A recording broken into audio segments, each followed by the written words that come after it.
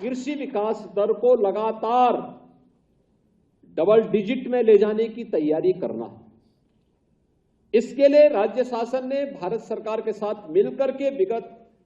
कुछ वर्षों में प्रयास किए हैं।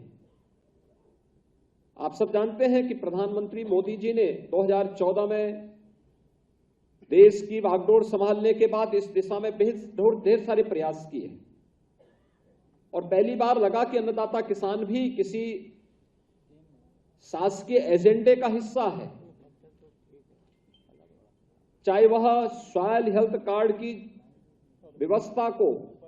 उपलब्ध करवाने का कार्य रहा हो, प्रधानमंत्री फसल बीमा की योजना हो या प्रधानमंत्री कृषि सिंचाई की योजना,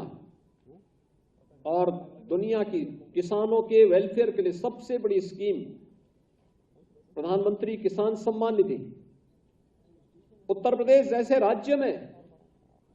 2,54,00,000 से अधिक किसान इस व्यवस्था से लाभान्वित हो रहे हैं, जिन्हें हर वर्ष 6,000 रुपए उनके खाते में भारत सरकार के माध्यम से सीधे भेजने की व्यवस्था की जा रही है। प्रधानमंत्री कृषि सिंचाई योजना, इस योजना के अंतर्गत प्रदेश में हम लोगों ने अब तक विगत 5 - 5.5 वर्ष के अंदर 22 लाख हेक्टेयर लैंड को सिंचाई की अतिरिक्त सुविधा उपलब्ध करवाई है। सिंचाई की सुविधा किसान को मिले, सरफेस वाटर की कमी उत्तर प्रदेश के अंदर नहीं है,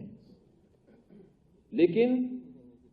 उसका उपयोग नहीं होता था, उचित नियोजन नहीं था, खेती तक उस जल को पहुंचाने के लिए माध्यम नहीं थे, उस प्रकार की सुविधा नहीं थी। वर्षों से पड़ी हुई लंबित परियोजनाओं को, पूर्वी उत्तर प्रदेश में सरयू नहर राष्ट्रीय परियोजना 1972 में योजना बनी थी और योजना को पूरा होते होते,